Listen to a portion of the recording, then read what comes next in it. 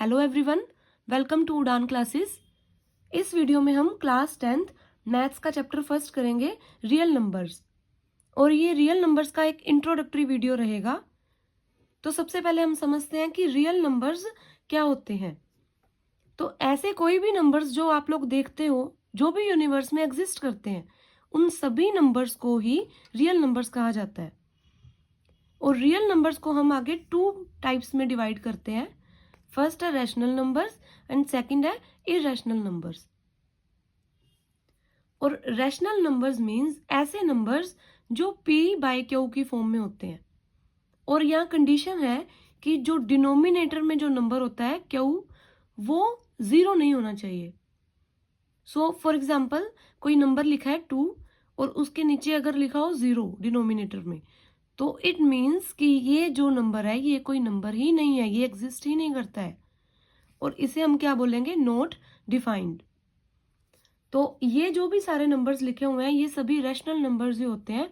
और one by one हम इनका क्विक रिवीजन करेंगे। सो फर्स्ट है नेचुरल नंबर्स। ऐसे नंबर्स जो 1 से स्टार्ट होते हैं एंड अप टू इन्फिनिटी तक जाते हैं। देन हमारे पास आते हैं whole numbers. Whole numbers means जो नंबर्स 0 से स्टार्ट होते हैं, 0 1 2 3 4 एंड ये भी अप टू इन्फिनिटी तक जाते हैं। देन हमारे पास आते हैं इंटीजर्स। इंटीजर्स मीन्स इसमें 0 भी होगा, प्लस वाले नंबर्स भी होंगे 1 2 3 4 up to infinity, and minus वाले नंबर भी होंगे like -1 -2 -3 up to infinity. Then हमारे पास आते हैं fractional numbers. Fractional numbers means ऐसे नंबर्स जो न्यूमिनेटर और डिनोमिनेटर की फॉर्म में लिखे होते हैं। तो जैसे हमने यहाँ लिखा है 4/5, तो ये एक फ्रैक्शनल नंबर है। 1/7, या फिर माइनस वाले भी हो सकते हैं लाइक -9/3। नेक्स्ट हमारे पास आते हैं decimal numbers. Decimal numbers means जिसमें डेसिमल पॉइंट लगा होता है। तो जैसे हमारे पास यहाँ नंबर लिखा है 5.4 या 2.03। तो इस तरह से ये सभी नंबर्स ही रैशनल नंबर्स होते हैं। यहाँ पर आपको एक डाउट आ सकता है कि नेचुरल नंबर्स, होल नंबर्स और इंटीजर्स के नीचे तो कुछ भी नहीं लिखा हुआ है, कोई नंबर नहीं लिखा हुआ है, फिर इन्हें हम रैशनल नंबर्स कैसे बोल सकते हैं? तो देखो, कोई भी नंबर जिसके नीचे कोई नंबर ना लिखा हो, तो इट मीन्स बाय डिफॉल्ट ही उसके नीचे क्या नंबर होता है? 1। चाहे प्लस का नंबर है तो भी उसके नीचे 1 होगा, चाहे कोई माइनस का नंबर भी लिखें तो भी उसके नीचे क्या होगा? 1, अगर कोई नंबर नहीं लिखा हुआ है तो। तो अब हम देखेंगे इरेशनल नंबर्स के बारे में। इरेशनल नंबर्स में लाइक सबसे पहले मैंने एग्जांपल ली है पाई की। पाई आप सब लोगों ने पढ़ा हुआ है, जिसकी वैल्यू 22/7 होती है और कई बार इसकी वैल्यू 3.14 भी दी होती है। नेक्स्ट हमारे पास आते हैं जो ये रूट वाले नंबर होते हैं। तो लाइक √5, √3, ये सभी इरेशनल नंबर्स हैं। लेकिन अगर रूट के अंदर कंप्लीट स्क्वायर नंबर कोई लिखा हो, complete square number means like 4 है, तो 4 क्या होता है हमारे पास? 2 × 2। तो 4 का स्क्वायर रूट तो क्या बन जाएगा? 2 बन जाएगा। ऐसे ही 9 है, तो 9 का जो होता है वो होता है 3 × 3। तो इट मीन्स इसका आंसर तो 3 हो गया, तो ये तो एक रैशनल नंबर है। इसलिए रूट के अंदर कौन सा नंबर नहीं लिखा होना चाहिए? कंप्लीट स्क्वायर नंबर नहीं लिखा होना चाहिए। इसके अलावा जो हम ये नंबर्स देखते हैं लाइक 1.01, 001, 0001, और ये नंबर जो है एंड ही नहीं हो रहा है, आगे तक जा रहा है, तो ऐसे नंबर्स भी क्या होते हैं? Irrational numbers. तो ये हमने पढ़ा रियल नंबर्स के बारे में। अब हम इसके बारे में कुछ 2-3 पॉइंट्स और देखेंगे। तो सबसे पहले पॉइंट है हमारे पास, real numbers are the union of both rational and irrational numbers. Means real numbers में रैशनल नंबर्स भी आते हैं और इरेशनल नंबर्स भी आते हैं, उन दोनों को मिलाकर ही रियल नंबर्स बनते हैं। देन सेकंड पॉइंट है हमारे पास, real numbers can be expressed on a number line. तो नंबर लाइन आप सब लोग पढ़ के आए हो। नंबर लाइन पर सेंटर में 0 होगा और राइट साइड पर पॉजिटिव नंबर्स होंगे, और हमारे जो लेफ्ट साइड है वहाँ नेगेटिव नंबर्स लिखे होंगे। और अप टू इन्फिनिटी तक जहाँ तक भी हमें लिखना है काउंटिंग, वहाँ तक हम ले जा सकते हैं। तो जो भी नंबर्स नंबर लाइन पर लिखे जा सकते हैं वो सभी ही जो होते हैं रियल नंबर्स होते हैं। फॉर एग्जाम्पल अगर हमें लिखना हो 3/2, तो 3/2 का मतलब क्या होता है 1.5, 1.5। तो ये कहाँ आएगा नंबर लाइन पर, 1 और 2 के बीच में। तो इट मीन्स ये नंबर जो है वो नंबर लाइन पर लिखा जा सकता है। देन हमारे पास नेक्स्ट पॉइंट है real numbers can B both positive और नेगेटिव। वो हम ऑलरेडी देख ही चुके हैं, चाहे पॉजिटिव नंबर हो या नेगेटिव नंबर हो, सभी ही रियल नंबर्स होते हैं। तो इसके बाद हम नेक्स्ट टॉपिक करेंगे इस चैप्टर का, जो है हमारे पास फंडामेंटल थ्योरम ऑफ अरिथमेटिक। तो फंडामेंटल थ्योरम क्या कहती है? It says every composite number can be expressed as a product of primes. Means सबसे पहले हम देखते हैं कि कंपोजिट नंबर और प्राइम नंबर क्या होंगे। तो कंपोजिट नंबर्स वो नंबर्स होते हैं जो अपने टेबल में भी आते हैं और किसी और नंबर के टेबल में भी आते हैं। और दूसरी तरफ जो प्राइम्स है वो ऐसे नंबर होते हैं जो सिर्फ अपने ही टेबल में आते हैं। तो यहाँ मैं आपके पास एग्जांपल लिख रही हूँ साइड पे, लाइक कंपोजिट नंबर और प्राइम नंबर्स की। तो सबसे पहले ये जो स्टार्ट होते हैं नंबर्स, ये 2 से स्टार्ट होते हैं, और 2 जो है वो एक प्राइम नंबर है। मीन्स जो 0 और 1 है वो ना तो प्राइम है और ना ही कंपोजिट है। तो 2 से स्टार्ट होंगे, और 2 जो है वो प्राइम नंबर है क्योंकि वो सिर्फ अपने ही टेबल में आता है। देन हमारे पास जो 3 है वो भी सिर्फ अपने ही टेबल में आता है, तो वो भी प्राइम है। उसके बाद हमारे पास आता है 4, पर 4 तो 4 के टेबल में भी आता है और 4 2 के टेबल में भी आता है। तो इट मीन्स वो तो क्या हो गया हमारे पास कंपोजिट नंबर। देन हमारे पास 5 है जो वो सिर्फ अपने टेबल में आता है। 6 है वो दूसरे टेबल्स में भी आता है, तो वो कंपोजिट हो गया। 7 वो सिर्फ अपने टेबल में आता है, तो प्राइम हो गया। 8 दूसरों के टेबल में भी आता है, तो 8 कंपोजिट हो गया। तो इस तरीके से हम प्राइम नंबर और कंपोजिट नंबर्स लिख सकते हैं। तो ये थ्योरम क्या कहती है? Every composite number can be expressed as a product of primes. Means किसी भी कंपोजिट नंबर को हम प्राइम नंबर्स के प्रोडक्ट मल्टीप्लाई के फॉर्म में लिख सकते हैं। And this factorization is unique. Means उसके जो फैक्टर्स बनेंगे वो यूनिक होंगे, वो जो एक्सप्रेशन है वो यूनिक होगा। Apart from the order in which the prime factors अकर।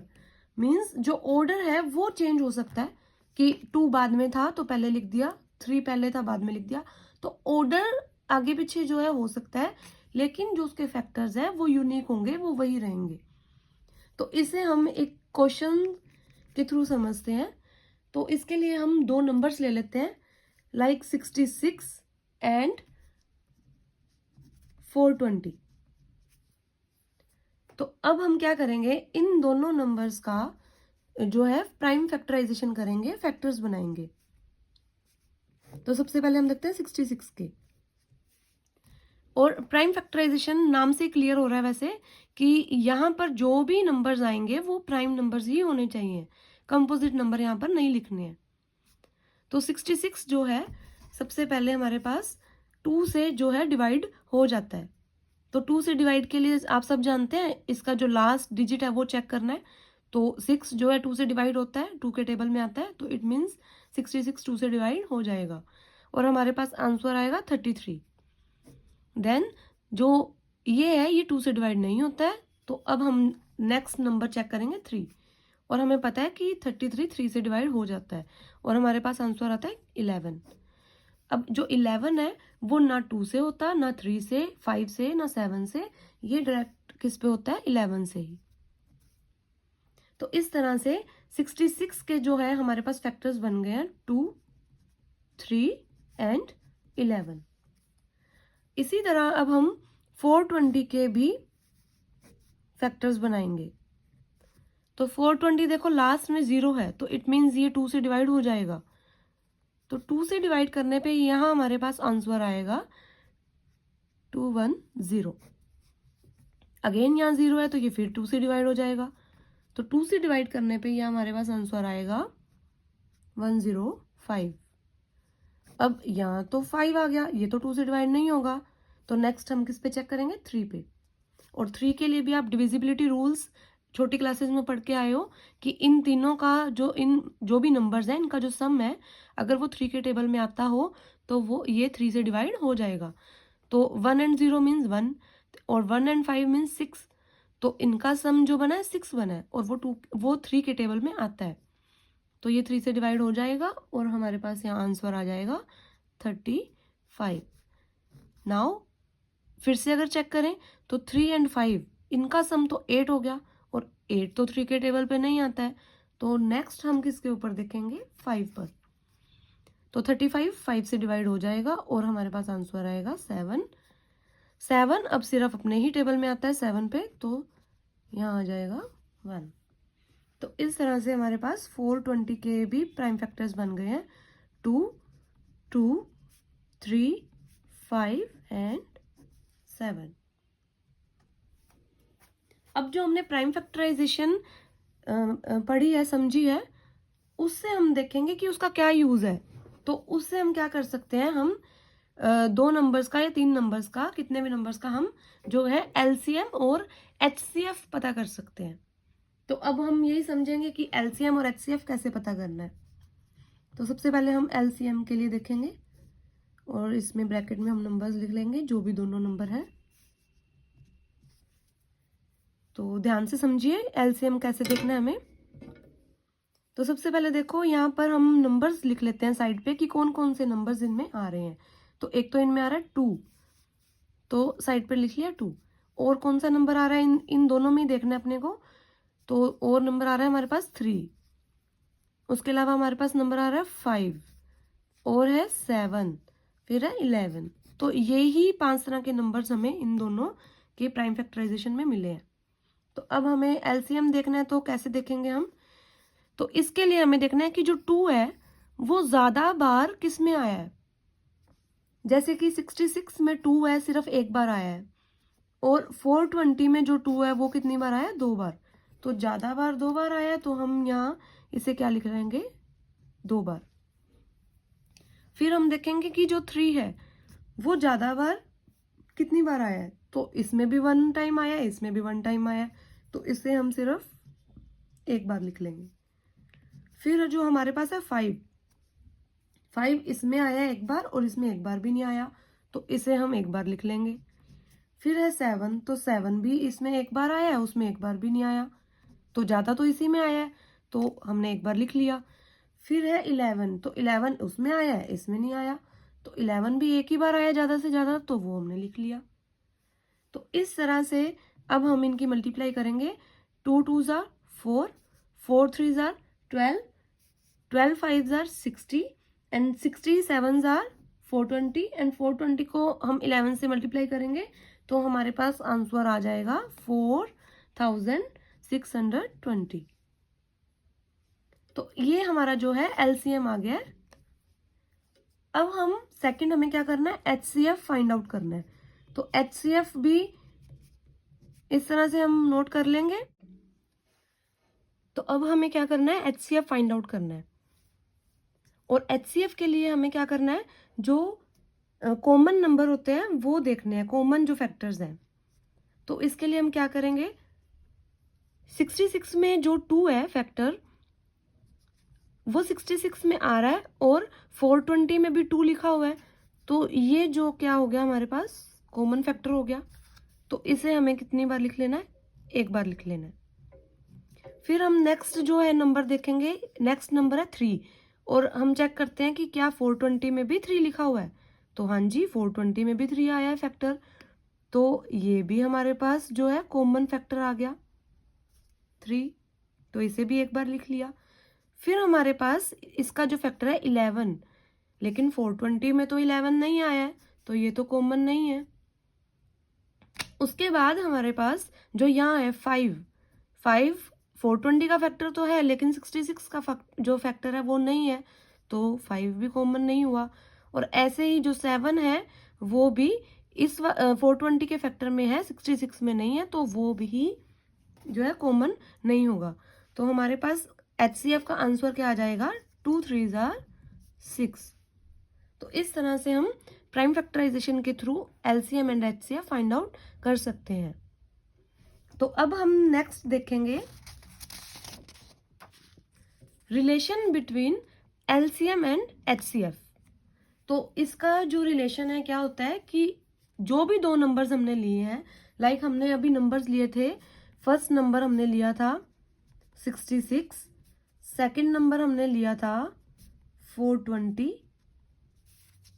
तो अब हमें क्या करना है कि इसका रिलेशन हम देख रहे हैं कि फर्स्ट नंबर और सेकंड नंबर की अगर हम मल्टीप्लाई करते हैं तो वो इज इक्वल टू किसके होगा, LCM और HCF की मल्टीप्लाई के, उन दोनों के प्रोडक्ट के इक्वल होगा इन दोनों नंबर्स का प्रोडक्ट। तो इसके लिए अब हम एक क्वेश्चन समझते हैं जिसमें first number 66, second number 420 and suppose HCF हमारे पास दिया हो 6 और हमें बोला हो कि LCM फाइंड करो। तो एक चीज समझो आप, इन चार नंबरों में से, इन चार चीजों में से जो भी तीन नंबर हमारे पास दिए हुए हैं, तीन चीजें जो हमारे पास दी हुई हैं, तो हम फोर्थ वन जो है, जो हमें नहीं पता, उसे हम फाइंड आउट कर सकते हैं। जैसे अब एक एग्जांपल तो मैंने यहाँ लिखी है कि फर्स्ट सेकंड नंबर पता है, HCF पता है, तो LCM निकाल लेंगे। उसी तरह से सपोज फर्स्ट नंबर पता है, HCF LCM पता है, लेकिन सेकंड नंबर नहीं पता, तो हम इसी तरीके से वो भी फाइंड आउट कर सकते हैं। तो चलो हम इस क्वेश्चन को सोल्व करते हैं। तो फर्स्ट नंबर यहाँ मैं लिखूंगी 66 मल्टीप्लाई सेकंड नंबर है 420 इज इक्वल टू LCM हमारे पास नहीं दिया हुआ है, मल्टीप्लाई HCF हमारे पास दिया हुआ है 6। तो जो हमारे पास नहीं दिया हुआ है उसे हम इसी तरीके से लिख लेंगे और उसके साथ जो भी नंबर पड़ा हुआ है, मल्टीप्लाई में यहाँ 6 पड़ा, तो वो दूसरी साइड जाके डिवाइड में चला जाएगा, नीचे चला जाएगा। तो डिवाइड के नीचे चला जाएगा 6 और इस तरीके से LCM फाइंड आउट हो जाएगा। तो 6 1 जार 6, 11 6 जार 66 और 11 और 420 को अगर हम मल्टीप्लाई करते हैं तो हमारे पास LCM का आंसर आएगा 4620। और अभी आप लोगों ने देखा था जब हमने इसका LCM फाइंड आउट किया था तो क्या आया था, यही आया था 4620। तो इस तरीके से तीन चीजें दी हो तो फोर्थ को हम फाइंड आउट कर सकते हैं।